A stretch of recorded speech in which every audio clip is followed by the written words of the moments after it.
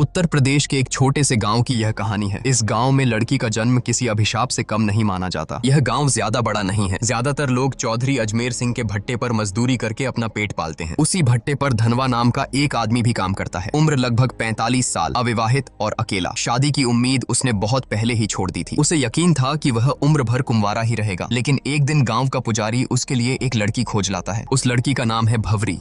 उम्र करीब 21-22 साल। गांव में लोग कहते हैं कि वह बड़ी मनहूस है। वजह भी अजीब है। अब तक उसकी 3 बार शादी तय हुई, लेकिन हर बार दूल्हा मौत के मुंह में चला गया। एक की मौत तो मंडप में ही हो गई, दूसरा रिश्ता कभी मुकाम तक पहुंचा ही नहीं, और तीसरा तो सबसे दर्दनाक, शादी के दिन ही दूल्हा घोड़े से गिरकर मर गया। भवरी की शादी में आए 5 खास लोग कहानी की असल परत खोलते हैं। पहला है चौधरी अजमेर सिंह, गाँव का सबसे बड़ा जमींदार और रोजगार दाता। दूसरा है उसका मैनेजर सौरभ, जो पहले मजदूर था लेकिन अब चौधरी का खास गुंडा बन चुका है। मजदूरों से हफ्ता वसूली करना और उन पर दबंगई दिखाना उसका काम है। तीसरा है गांव का पंडित, धर्म के नाम पर ढोंग करना, पैसों के लिए तंत्र मंत्र रचाना और औरतों की इज्जत लूटना, यही उसका असली चरित्र है। चौथा है गांव का दुकानदार, जो उधार तो देता है लेकिन बदले में औरतों के जिस्म पर बुरी नजर डालता है। और पांचवा, सबसे खतरनाक, गांव का डॉक्टर, जिसे लोग भगवान का रूप मानते हैं लेकिन असल में वह इंसानियत का सबसे बड़ा गुनहगार है। भवरी की शादी में चौधरी के 2 छोटे भाई दया और गोपाल भी मौजूद हैं। दोनों ही अपने बड़े भाई पर गुस्सा निकाल रहे हैं कि उसने धनवा की शादी इतनी जवान और खूबसूरत लड़की से कैसे होने दी। ये दोनों गांव के छठे हुए बदमाश हैं। गांव में शायद ही कोई ऐसी लड़की बची हो जिस पर उनकी गंदी नजर न पड़ी हो। शादी वाले दिन जब पूरा गांव दावत में मस्त था,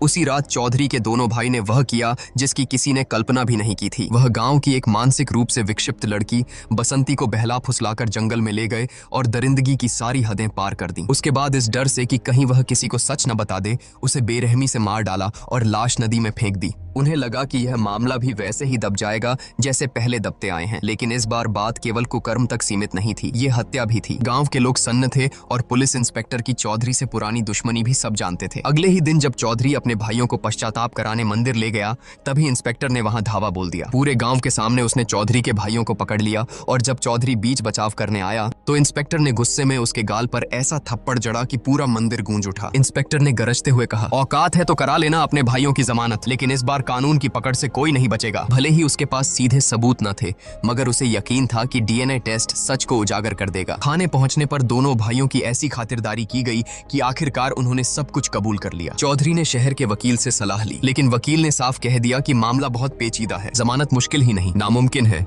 हाँ, सेटिंग की जाए तो रास्ता निकाला जा सकता है, लेकिन इसके लिए मोटी रकम चाहिए। चौधरी के पास उस वक्त पैसे नहीं थे। तभी गांव का पंडित उसकी मदद के लिए आया और बोला, चिंता मत करो चौधरी, मजदूरों की मजदूरी से पैसे काट लो। 300 मजदूर हैं, हर किसी की आधी मजदूरी रोक लो, देखते देखते रकम पूरी हो जाएगी। और हुआ भी वही, मजदूरों की आधी मजदूरी काट ली गई। मजबूरी में मजदूर काम छोड़कर भी नहीं जा सकते थे, क्योंकि आसपास दूसरा कोई भट्टा ही नहीं था। जो विरोध करता उसे धमकियां मिलती या उसकी कुंडली दिखाकर डराया जाता। गरीब मजदूरों की हालत बद से बदतर हो गई। बुधवार नाम का मजदूर अपने बीमार बेटे की दवा तक नहीं खरीद सका। आखिर उसकी पत्नी मालती को बेटे के इलाज के लिए गांव के डॉक्टर के साथ सोना पड़ा। अगले दिन धनवा खुद अपनी बकाया मजदूरी मांगने चौधरी के पास गया। चौधरी ने बेहयाई से कहा, पैसे चाहिए तो अपनी औरत को भेज दे मेरे पास, मजदूरी पूरी मिल जाएगी। यह सुनकर धनवा भड़क उठा। उसने पलटकर कहा, ठीक है चौधरी, मैं 7 दिन की मजदूरी छोड़ देता हूँ, तुम अपनी बीवी को मेरे पास भेज दो। चौधरी इस जवाब से आग बबूला हो गया। उसने अपने लठैतों से मिलकर धनवा को बुरी तरह पिटवाया। हालांकि वह बच तो गया, लेकिन बुरी तरह घायल हो गया। डॉक्टर ने पट्टियां तो कर दी, पर जांच के बहाने उससे भी वसूली की फिराक में था। घर में खाने तक के लाले पड़ गए। तभी बुधवार की पत्नी स्कूल जाने वाली बच्ची को लेकर पंडित के पास पहुंची। पंडित ने कहा, इसका इलाज पूजा पाठ से होगा, रात को अकेले मंदिर आना होगा, और वह भी सिर्फ एक वस्त्र में। जब उसने यह बात अपने पति को बताई तो उसने गुस्से में कहा, अगर पूजा से बीमारी ठीक होती तो दुनिया में डॉक्टरों की जरूरत ही न पड़ती। पंडित के मन में क्या गंदगी पल रही है, मैं सब समझता हूँ, इस ढकोसले में मत पड़ना, बच्चा अपने आप ठीक हो जाएगा। उस रात पुजारी देर तक मंदिर में इंतजार करता रहा। गाँव के लाला ने यह देखकर पंडित का मजाक उड़ाया। पंडित तिलमिला उठा। यह सुनकर डॉक्टर ने ठंडी सांस भरते हुए कहा, चिंता मत करो, अब देखना मैं क्या करता हूँ। अगले दिन डॉक्टर ने चौधरी की मदद से पंचायत बुलाई। पूरे गांव के सामने उसने हाथ में एक मेडिकल रिपोर्ट लहराई और बोला, गांव में महामारी फैलने वाली है और इस बीमारी का कारण है धनवा। लोग सन्न रह गए। बीमारी का नाम किसी ने सुना नहीं था, लेकिन रिपोर्ट देखकर सभी डर गए। गांव अनपढ़ और अंधविश्वासी था, इसलिए डॉक्टर और चौधरी का झूठ आसानी से सच मान लिया गया। भीड़ में खुसुर पुसुर होने लगी। नतीजा यही निकला कि धनवा को गांव से बाहर निकाल दिया गया। बेचारा धनवा गांव के बाहर एक टूटी फूटी झोपड़ी बनाकर रहने लगा। उसने भवरी को भी खुद से दूर कर दिया ताकि उसे भी ये बीमारी न लग जाए। भवरी अकेली पड़ गई। गांव में अब उसके लिए जीना और भी मुश्किल हो गया। काम की तलाश में उसने चौधरी के भट्टे का रुख किया, लेकिन वहां उसकी जिंदगी नरक से भी बदतर थी। मजदूरों और लठैतों की नजरें उसके जिस्म पर गिद्ध की तरह टिकी रहती। इसी दौरान मुंबई से एक जवान लड़का गाँव आया। वह मजदूरों की हालत पर डॉक्यूमेंट्री बना रहा था। उसकी देखभाल का जिम्मा भवरी को दिया गया। खाना पकाना, सफाई करना। शूटिंग पूरी होने के दिन मूसलाधार बारिश हो रही थी। लड़के को छोड़ने जाते वक्त रास्ते में दोनों भीग गए और अंधेरे में एक दूसरे से लिपट गए। भवरी को लगा कि यह पल किसी ने नहीं देखा,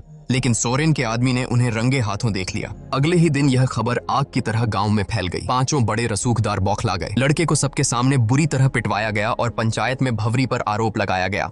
तमाशा देखने वालों में धनवा भी शामिल था। वह भवरी पर टूट पड़ा और बोला, तूने मुझे धोखा दिया है, अब हमारा कोई रिश्ता नहीं। अब भवरी पूरी तरह अकेली हो गई, न पति का सहारा न गांव का। दिन रात अपमान झेलने के बाद उसने वही रास्ता चुना जो गांव उसके सामने धकेल रहा था। उसने चौधरी और उसके चमचों को संदेश भेजा, अब मैं वही करूंगी जो तुम चाहते हो, लेकिन मेरी कीमत बाकी औरतों से 7 गुना होगी। पहले तो सबने इसे अनसुना किया, मगर रात गहराते ही पांचों रसूखदार बारी बारी से उसके घर पहुंच गए। बोली लगनी शुरू हुई। आखिरकार सबसे मोटी रकम लेकर एक ने भवरी का यह धंधा शुरू किया और यहीं से गांव की हवस की भूखी भीड़ टूट पड़ी। भवरी अब गांव की लानत नहीं, गांव की सबसे महंगी औरत बन चुकी थी। डॉक्टर से लेकर पुजारी तक, चौधरी से लेकर मजदूरों तक, हर कोई उसके जिस्म का सौदा करने लगा। जो औरत अपने अधिकार के लिए लड़ सकती थी, वही अब पूरे गांव की हवस का खिलौना बन गई। अब गांव में यह सब आम सी बात हो गई थी। भवरी की इज्जत बिक चुकी थी और कोई रोकने टोकने वाला नहीं था। उधर चौधरी अपने भाइयों की जमानत के लिए वकील के पीछे भाग दौड़ कर रहा था, लेकिन किस्मत को कुछ और ही मंजूर था। पैसे देने के बावजूद तभी जज का तबादला हो गया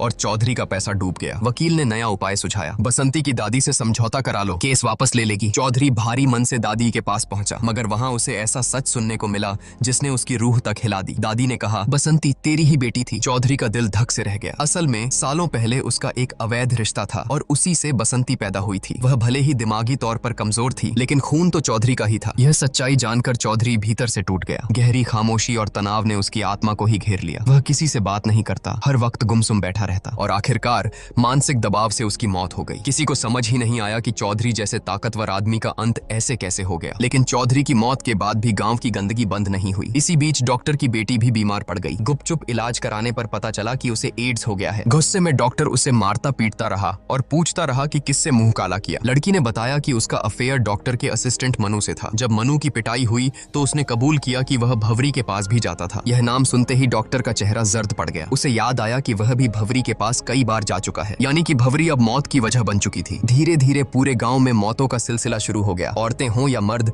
सबकी हालत बिगड़ने लगी। जब मीडिया तक यह खबर पहुंची कि गांव में महामारी फैल रही है, तब 100 से ज्यादा शवों की जांच की गई। रिपोर्ट सामने आई तो एड्स का पता चला। गांव में हाहाकार मच गया। अब लोग किसे दोष दें? सबकी उंगलियां धनवा की तरफ उठी, क्योंकि वही था जिसे सालों पहले एड्स की बीमारी हुई थी। गुस्साए गांव वाले उसे पीट पीट कर थाने ले गए, लेकिन जब उसका खून टेस्ट हुआ तो सच्चाई सबके सामने आई। धनवा को कभी बीमारी थी ही नहीं। असल में डॉक्टर ने पंचायत में झूठी रिपोर्ट दिखाई थी। असली बीमारी भवरी तक पहुंची थी उस मुंबई वाले लड़के से जो डॉक्यूमेंट्री शूट करने आया था। वहीं से यह जहर पूरे गांव में फैल गया। अब गांव वालों का गुस्सा फट पड़ा। सच्चाई जानकर उन्होंने डॉक्टर, लाला, पंडित और सोरेन को घेर लिया। पुलिस ने भी आंखें मूंद लीं और उस दिन पूरा गांव भेड़ियों की तरह उन पर टूट पड़ा। उन्हें इतना मारा गया कि वहीं तड़प तड़प कर उनकी मौत हो गई। उधर धनवा को जब यह पता चला कि भवरी भी उसी बीमारी की चपेट में है, तो वह उसे आखिरी बार देखने गया, लेकिन तब तक भवरी की मौत हो चुकी थी। धनवा ने भारी दिल से उसकी चिता सजाई और पूरे सम्मान के साथ अंतिम विदाई दी। यह पूरी कहानी यही बताती है कि अपने कर्मों से कोई नहीं बच सकता। जो जैसा बोता है वैसा ही काटता है। कुछ समय के लिए बुराई जीतती हुई जरूर दिखती है, लेकिन अंत में उसका अंजाम हमेशा बुरा ही होता है। और इसी कड़वे सच के साथ यह कहानी खत्म होती है।